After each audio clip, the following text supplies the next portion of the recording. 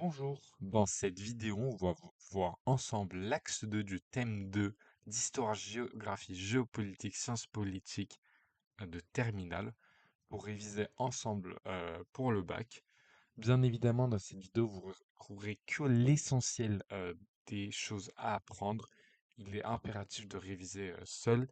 Cette vidéo est vraiment un supplément. Donc, axe 2, le défi de la construction de la paix avec une problématique centrale.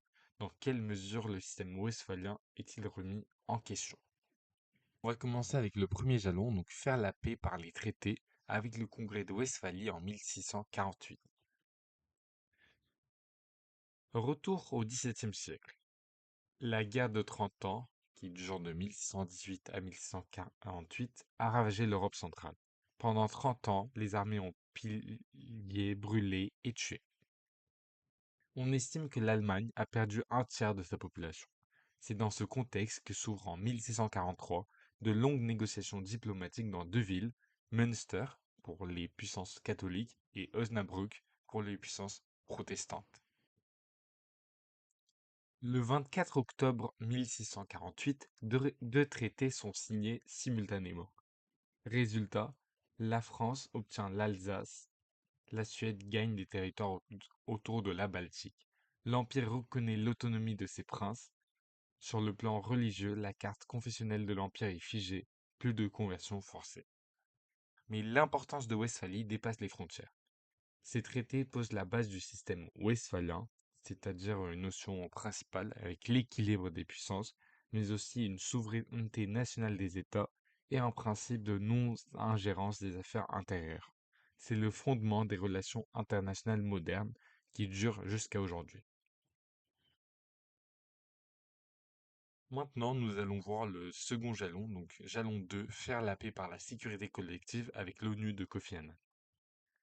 Après la guerre froide, le monde change. Les guerres civiles explosent, les États fragiles se multiplient.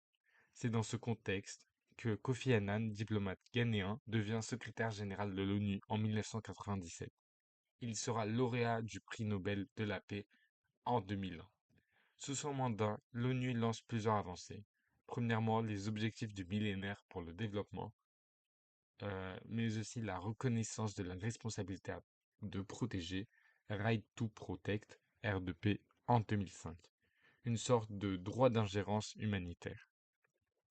Finalement, elle crée la Cour pénale internationale en 1998. L'ONU commence à intervenir militairement à travers sa force armée, les Casques Bleus, notamment en Sierra Leone, au Timor oriental et au Libéria avec des succès notables. Cependant, Kofi Annan se heurte à des limites structurelles.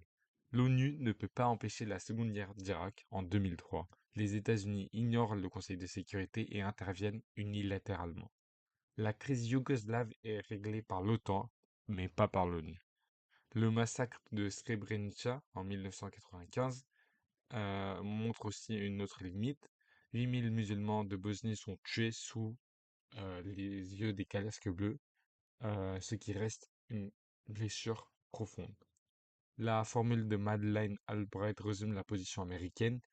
Je cite, multilatéraux quand nous le pouvons, unilatéraux quand nous le devons.